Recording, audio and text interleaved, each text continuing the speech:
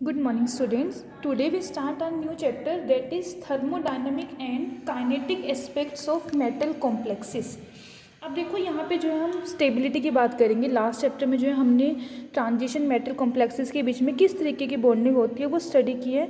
But अगर मैं metal complexes को डिस्कस कर रही हूँ उसमें जो मोस्ट इंपॉर्टेंट एस्पेक्ट आता है वो आता है स्टेबिलिटी, कि जो मेरे पास कॉम्प्लेक्स फॉर्मेशन हो रहा है वो कितना स्टेबल है। अगर मैं सिंपली वे में बात करूँ स्टेबिलिटी का मीन क्या हुआ कि जो मेरे पास कंपाउंड है वो एग्जिस्ट करता है, एक्चुअल में एग्जिस्ट करता है और उसे जो है हम लॉन्ग टाइम पीरियड के लिए जो है स्टोर करके रख सकते हैं। स्टेबिलिटी का मीन्स यही हुआ ना कि जो मैंने मेटल एंड लिगेंड को कंबाइन करके जो कॉम्प्लेक्स फॉर्म किया वो कॉम्प्लेक्स जो है एक्चुअल में जो है सुटेबल कंडीशंस में एग्जिस्ट कर रहा है और उसको जो हम लॉन्ग पीरियड के लिए स्टोर करके रख सकते हैं। अब यहाँ पे जो है टोटल दो तरीके की स्टेबिलिटी होती है। फर्स्ट तो है thermodynamic stability and second one is kinetical stability. इन दोनों टर्म्स को जो हम ब्रॉड में यहाँ पे डिस्कस करेंगे। अब मैं सबसे पहले बात करती हूँ थर्मोडायनेमिक स्टेबिलिटी की। थर्मोडायनेमिक स्टेबिलिटी का मीन्स यहाँ पे क्या है कि जो मेरे पास कंपाउंड फॉर्म हो रहा है, measure of extent of formation of a complex at equilibrium, कि जो मेरे पास कंपाउंड फॉर्म हो रहा है उसके जो हम इक्विलिब्रियम पे बात करेंगे और जो थर्मोडायनेमिक स्टेबिलिटी होती है उसको जो है मेज़र करते हैं इक्विलिब्रियम कांस्टेंट की हेल्प से। इक्विलिब्रियम कांस्टेंट इसको हम के से रिप्रेजेंट करते हैं और जितनी ज़्यादा इक्विलिब्रियम कांस्टेंट के की वैल्यू हाई होगी दैट मीन्स जो कॉम्प्लेक्स बन रहा है वो क्या होगा, थर्मोडायनेमिकली मोर स्टेबल होगा। ओके तो जो थर्मोडायनेमिक स्टेबिलिटी है उसको हम एक्सप्रेस करेंगे in terms of equilibrium constant for the formation of complex. अब लाइक मेरे पास जो ये होती है रिएक्शंस, स्टेबिलिटी की बात करते हैं, लुईस एसिड बेस्ड रिएक्शंस होती है जनरली। अगर इंटरेक्शन जो है उनके बीच में स्ट्रॉन्ग होगी तो जो कॉम्प्लेक्स बनेगा वो थर्मोडायनेमिकली क्या होगा, मोर स्टेबल होगा। लाइक फॉर एग्जांपल मेरे पास ये है कॉपर 2 पॉजिटिव आयन है प्लस 4 NH3। NH3 क्या है यहाँ पे एज अ लिगेंड, 4 NH3 है तो हमारे पास जो कॉम्प्लेक्स बनेगा वो टेट्राहेड्रल कॉम्प्लेक्स बनेगा हैविंग कोऑर्डिनेशन नंबर 4। ये कॉम्प्लेक्स बन जाएगा CuNH3 2 पॉजिटिव। अब इसके लिए हम इक्विलिब्रियम कांस्टेंट को लिखेंगे, वो कैसे लिखा जाएगा, राइट साइड में जो कंसंट्रेशन टर्म है CuNH3 2 positive divided by concentration on the left hand side Cu2 positive NH3 और NH3 टोटल 4 मॉलिक्यूल्स है तो इसकी पावर आ जाएगी 4। अब इसके लिए जो है अगर हम एक्सपेरिमेंटली Ks की वैल्यू देखें, इसके लिए जो Ks की वैल्यू होती है वो होती है 4.5 into 10⁻21। Larger the value of Ks more thermodynamically stable is the complex. Positive है 10⁻21, काफ़ी हाई वैल्यू है तो इक्विलिब्रियम कांस्टेंट की वैल्यू जितनी ज़्यादा हाई होगी कॉम्प्लेक्स जो है उतना ही थर्मोडायनेमिकली क्या होगा, मोर स्टेबल होगा।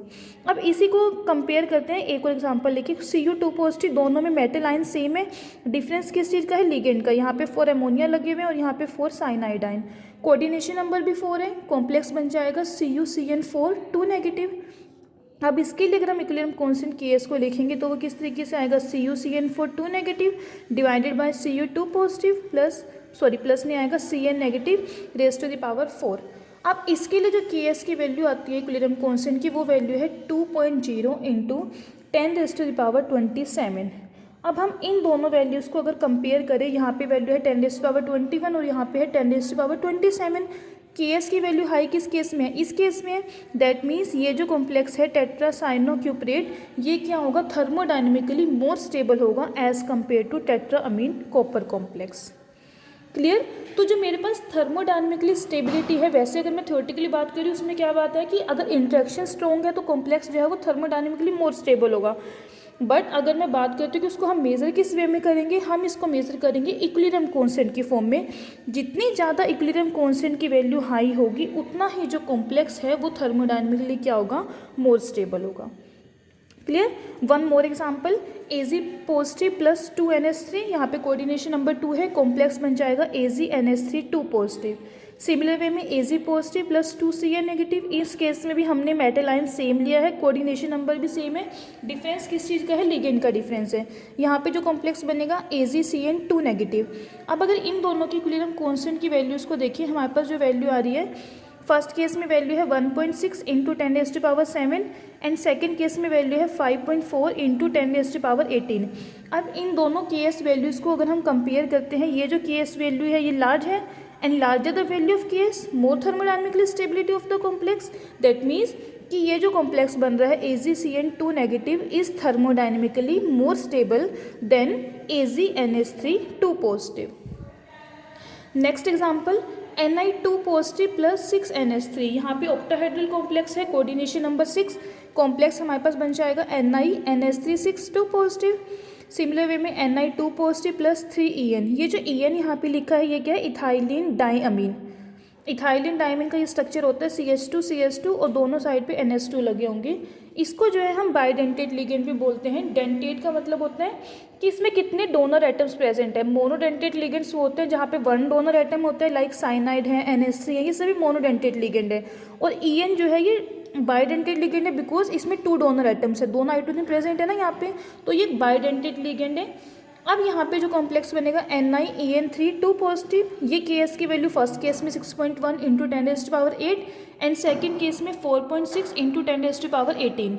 अब फिर से दोनों वैल्यूज़ को Ks वैल्यूज़ को कंपेयर करेंगे तो जो सेकेंड वाली कॉम्प्लेक्स की Ks वैल्यू है वो लार्जर है। दैट मीन्स ये जो कॉम्प्लेक्स बन रहा है NiEN3 2 पॉजिटिव, ये थर्मोडाइनमिकली मोर स्टेबल होगा देन NiNH3 6 2 पॉजिटिव। ओके तो जो थर्मोडाइनमिकली स्टेबिलिटी है वो हमारे पास, हम उसको मेजर करेंगे in terms of equilibrium constant. अब एक और हमारे पास यहाँ पे टर्म आती है that is dissociation constant. Dissociation constant जो होगा वो जस्ट रिवर्स होगा इक्विलिब्रियम कांस्टेंट के। दैट मीन्स इक्विलिब्रियम कांस्टेंट की वैल्यू जितनी ज़्यादा हाई होगी, डिसोसिएशन कांस्टेंट की वैल्यू उतनी ही कम होगी। और जितनी ज़्यादा हमारे पास Ks की वैल्यू ज़्यादा होती है, थर्मोडाइनमिकली स्टेबिलिटी भी उतनी ज़्यादा होती है। सिमिलर वे में अगर हम डिसोसिएशन कांस्टेंट की बात करें, इनमें इन्वर्स रिलेशन है ना, तो smaller the value of dissociation constant more thermodynamically stable is the complex. Dissociation constant की वैल्यू जितनी ज़्यादा स्मॉल होगी, थर्मोडाइनमिकली स्टेबिलिटी भी क्या होगी, उतनी ही ज़्यादा हाई होगी। लाइक मैंने जो फर्स्ट रिएक्शन लिखी थी ये वाली, इसमें मेरे पास Ks की वैल्यू आई थी 4.5 इंटू 10⁻21, ये Ks की वैल्यू है। अब हमें डिसोसिएशन कांस्टेंट निकालना है, इसका जस्ट रिवर्स लेना है, तो इसकी वैल्यू क्या हो जाएगी 1/4.5 इंटू 10⁻21, ये वैल्यू आ जाएगी 10⁻−22 में। अब देखो ये डिसोसिएशन कांस्टेंट की वैल्यू बहुत ज़्यादा स्मॉल है जस्ट बिकॉज -22 पावर यहाँ पे है। तो जितनी ज़्यादा स्मॉल होगी डिसोसिएशन कांस्टेंट की वैल्यू, जो कॉम्प्लेक्स है वो थर्मोडाइनमिकली उतना ही ज़्यादा स्टेबल होगा। ओके अब आगे बात करते हैं। अब देखो जो हमारे पास ये स्टेबिलिटी कांस्टेंट है, इसको भी जो है ना हम 2 फॉर्म्स में रिप्रेजेंट कर सकते हैं। स्टेबिलिटी कांस्टेंट की यहाँ पे बात कर रही हूँ। अब देखो जैसे मेरे पास ये जनरल रिएक्शन है, M यहाँ पे मेटल आइन है plus n number of ligands इसके अटैच हैं, तो इक्विलिब्रियम में वैल्यू क्या होगी MLN, ये हमारे पास कॉम्प्लेक्स बन जाएगा। क्लियर। अब जो मैं अभी तक निकाल रही हूँ स्टेबिलिटी कांस्टेंट, वो भी जो है 2 वे में हो सकता है। किस तरीके से, एक तो होता है ओवरऑल स्टेबिलिटी कांस्टेंट और एक हो गया step by stability constant. Step by stability constant का मीन्स कि 1 स्टेप में जो है 1 लिगेंड जो है वहाँ पे ऐड हो रहे हैं। लाइक M+L, मतलब कि यहाँ पे मेटल के साथ एक लिगेंड अटैच हो रहा है, तो इसके लिए कॉम्प्लेक्स क्या बनेगा ML। हम इक्विलिब्रियम कांस्टेंट लिखेंगे K1, एक लिगेंड ऐड हो रहा है तो मैंने इसको K1 ले लिया। K1 क्या आएगा ML divided by M into L। Similar way में अब ये जो मेरे पास आया कॉम्प्लेक्स ML, इसमें हम 1 मोर लिगेंड ऐड करेंगे तो ये हो जाएगा ML2 equilibrium constant K2 concentration of ML2 divided by concentration of ML into concentration of L। Step wise, पहले स्टेप में 1 लिगेंड ऐड हुआ, सेकंड स्टेप में सेकंड लिगेंड ऐड हुआ, अब फिर से थर्ड लिगेंड ऐड होगा ML3 इक्विलिब्रियम कांस्टेंट K3, ये आ जाएगा concentration of ML3 divided by concentration of ML2 into concentration of L। Similar way में हम चलते रहेंगे आगे तक। टोटल वापस n number of ligands attach होने हैं, तो MLN-1 plus L ligand attach होगा, तो ये आ जाएगा MLN इक्विलिब्रियम कांस्टेंट हो जाएगा Kn is equal to concentration of MLN divided by concentration of MLN-1 into concentration of L। इस वाली रिएक्शन में क्या हो रहा है, step by step 1 ligand add हो रहे हैं, तो इसको हम बोलते हैं स्टेप बाय स्टेबिलिटी कांस्टेंट। और अगर हम in step by stability constant की वैल्यू की बात करें तो इनकी जो वैल्यू है वो डिक्रीज होगी। लाइक K1 की वैल्यू सबसे ज़्यादा होगी, देन K2 एंड लास्ट में आएगा Kn। अब ये जो वैल्यू डिक्रीज हो रही है, जैसे जैसे मेरे पास जो है ये इंक्रीज़ हो रहे हैं, नंबर ऑफ लिगेंड्स ऐड ज़्यादा हो रहे हैं, इसका रीज़न क्या है। देखो फर्स्ट केस में मेटल आयन फ्री है, जो ये लिगेंड इसके साथ अटैच होगा इसकी स्टेबिलिटी बहुत ज़्यादा होगी।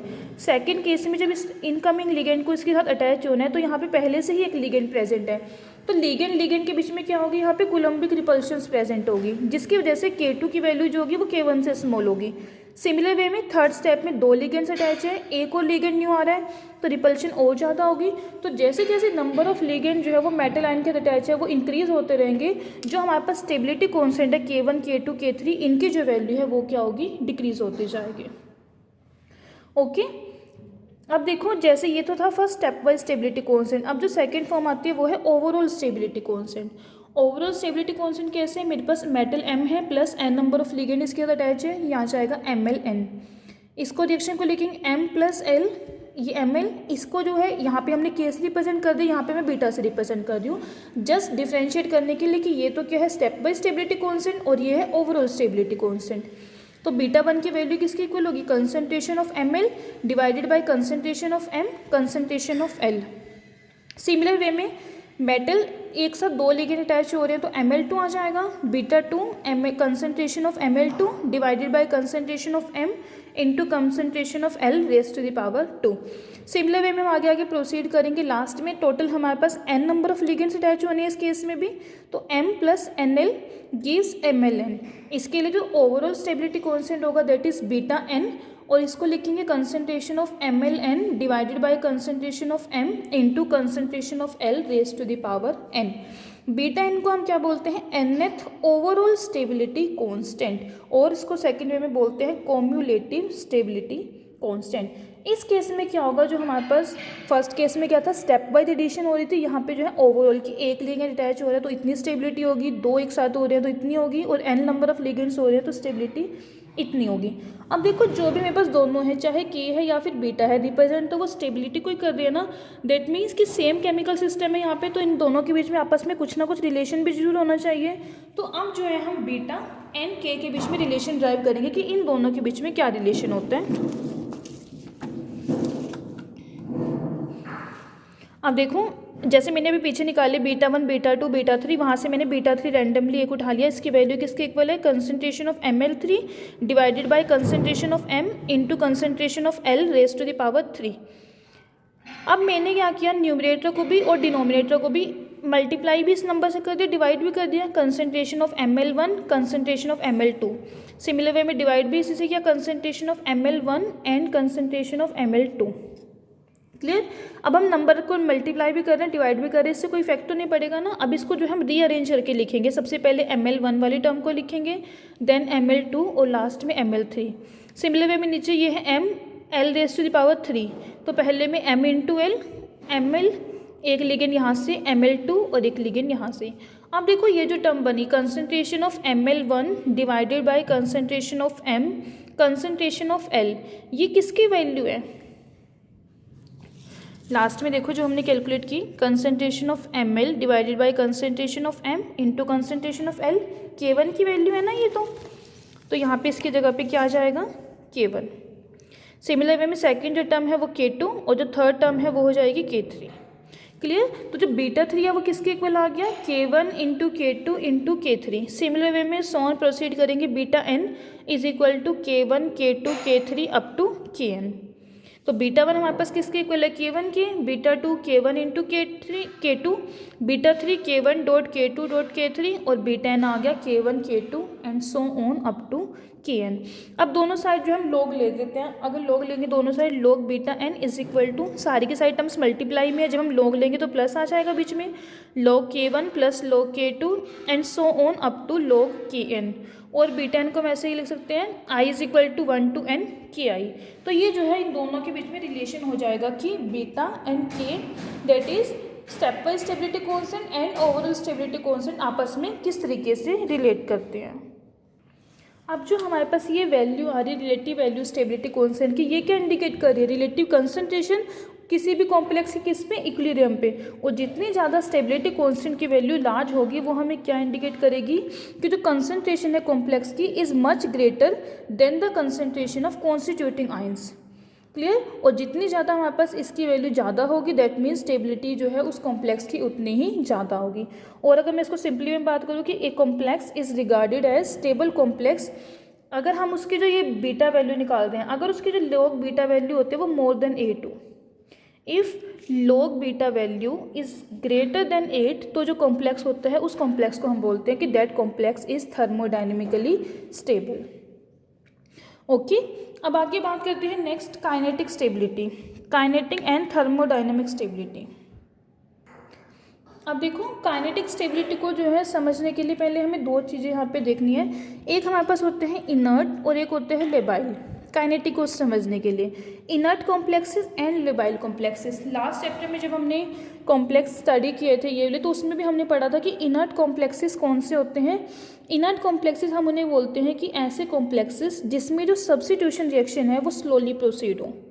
इनर्ट का मतलब कि जो सब्स्टिट्यूशन है, that means replacement of ligand from the new ligand, अगर वो हमारे पास स्लोली प्रोसीड हो रही है या फिर हो ही नहीं रही है, उन कॉम्प्लेक्सेस को हम बोलते हैं इनर्ट कॉम्प्लेक्सेस। सिमिलर वे में लेबाइल कॉम्प्लेक्सेस कौन से होते हैं, ऐसे कॉम्प्लेक्सेस जिसमें जो सब्स्टिट्यूशन रिएक्शन है वो फास्ट हो। सब्स्टिट्यूशन रिएक्शन फास्ट है, दैट मीन्स जो लिगेंड रिप्लेसमेंट है वो इजीली हो जाएगा, और उन कॉम्प्लेक्सेस को हम बोलते हैं लेबाइल कॉम्प्लेक्सेस। सिमिलर वे में ऐसे कॉम्प्लेक्सेस जिनमें जो सब्स्टिट्यूशन रिएक्शन हो रही है वो स्लोली प्रोसीड हो रही है या फिर हो ही नहीं रही, ऐसे कॉम्प्लेक्सेस को हम बोलते हैं इनर्ट कॉम्प्लेक्सेस। अब जो स्टेबिलिटी होती है, अगर हम उसे एक्सप्रेस कर रहे हैं in terms of kinetic stability, तो उसे एक्सप्लेन करने के लिए जो है हमें दो टर्म्स पता होनी चाहिए, that is liability and inertness. Similar way में अगर मैं यहाँ पे बात करती हूँ थर्मोडायनेमिक स्टेबिलिटी की, थर्मोडायनेमिक स्टेबिलिटी हमारे पास क्या देखते हैं हम, स्टेबल और अनस्टेबल, वो किस टर्म्स में कहते हैं, स्टेबिलिटी कॉन्स्टेंट के टर्म में। मीन्स कि जो स्टेबिलिटी कॉन्स्टेंट होता है बीटा है या फिर के है, वो क्या रिप्रेजेंट करता है, बॉन्डिंग स्ट्रेंथ को, कि जो मेटल एंड लिगेंड के बीच की बॉन्ड है उसकी बॉन्डिंग स्ट्रेंथ कितनी ज़्यादा है। अगर वो बॉन्ड स्ट्रेंथ ज़्यादा है तो हमारे पास के की वैल्यू जो है वो लार्ज वैल्यू आएगी, और हम कहेंगे कि जो कॉम्प्लेक्स है वो थर्मोडायनेमिकली स्टेबल है। सिमिलर वे में अगर हमारे पास जो मेटल लिगेंड की बॉन्डिंग स्ट्रेंथ है जो वो वीक है, इक्विलिब्रियम कॉन्स्टेंट की वैल्यू भी स्मॉल आएगी, और वो कॉम्प्लेक्स क्या होगा, थर्मोडायनेमिकली अनस्टेबल होगा। ये तो थी थर्मोडायनेमिक की बात। और अगर हम काइनेटिक स्टेबिलिटी की बात कर रहे हैं तो इसमें जो है कि किसी भी कॉम्प्लेक्स की एबिलिटी कि उसमें जो है एकदम से सब्स्टिट्यूशन रिएक्शन हो जाए, तो उस कॉम्प्लेक्स को हम बोल लेंगे लेबाइल कॉम्प्लेक्स। और अगर सब्स्टिट्यूशन नहीं हो रही है, रैपिडली नहीं हो रही है, या फिर प्रोसीड स्लोली हो रही है, फिर प्रोसीड हो ही नहीं रही, ऐसे कॉम्प्लेक्सेस को हम बोल लेंगे इनर्ट कॉम्प्लेक्सेस। ओके, अब देखो इन दोनों में जो है कंफ्यूज नहीं होना, थर्मोडायनेमिक स्टेबिलिटी और काइनेटिक स्टेबिलिटी में दोनों जो है डिफरेंट टर्म्स हैं। कि जो मेरे पास काइनेटिक स्टेबिलिटी है वो तो एक्सप्रेस करती है रेट ऑफ रिएक्शन को, कि जो रिएक्शन मेरे पास हो रही है वो कितनी ज़्यादा स्पीड के साथ हो रही है।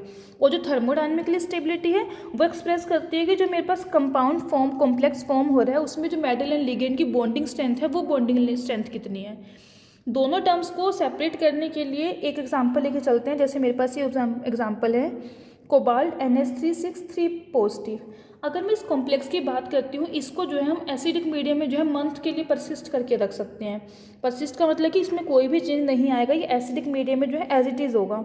इससे हमें क्या पता चलता है कि that complex is kinetically inert, because labile में क्या था कि जो लिगेंड सब्स्टिट्यूशन है वो रैपिडली हो रही है। अब इसमें रैपिडली तो नहीं हो रही ना, मैं बोल रही हूँ 1 मंथ के लिए परसिस्ट कर सकते हैं। दैट मीन्स ये जो कॉम्प्लेक्स है ये क्या हुआ, काइनेटिकली इनर्ट कॉम्प्लेक्स हुआ। बट ये जो कॉम्प्लेक्स है ये क्या है, थर्मोडायनेमिकली अनस्टेबल है। थर्मोडायनेमिकली अनस्टेबल क्यों है, क्योंकि इसकी जो इक्विलिब्रियम कांस्टेंट की वैल्यू है वो काफ़ी लार्ज है।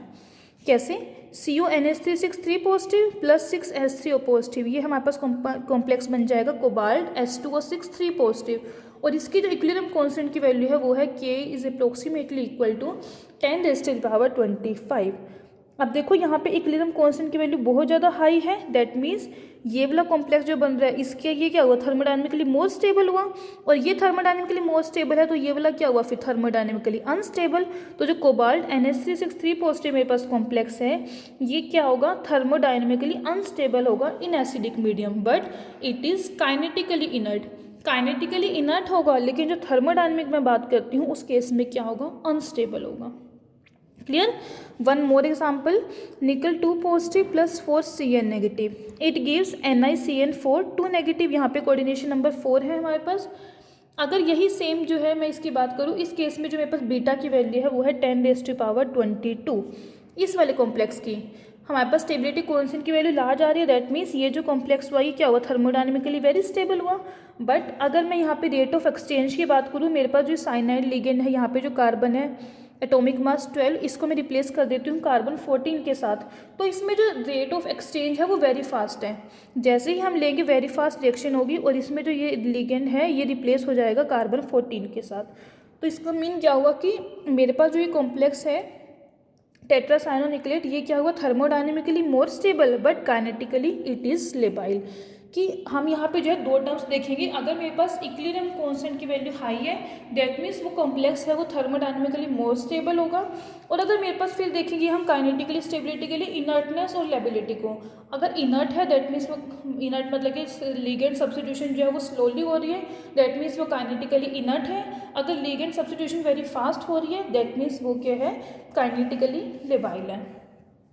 क्लियर हुआ काइनेटिकली जो स्टेबिलिटी है इनर्ट कॉम्प्लेक्सेस और लेबाइल कॉम्प्लेक्सेस की। जो इनर्ट कॉम्प्लेक्सेस होते हैं वो कौन से होंगे, जिसमें जो सब्स्टिट्यूशन रिएक्शन है अगर मैं बात करूँ उसका जो हाफ लाइफ पीरियड होता है वो मोर देन होता है 1 मिनट से, तो ऐसे को हम बोलते हैं इनर्ट कॉम्प्लेक्सेस। और लेबाइल की बात करूँ तो उनका जो हाफ लाइफ पीरियड होता है वो लेस देन होता है मिनट से, तो इन कॉम्प्लेक्सेस को हम बोलेंगे labile complexes. Okay, thank you.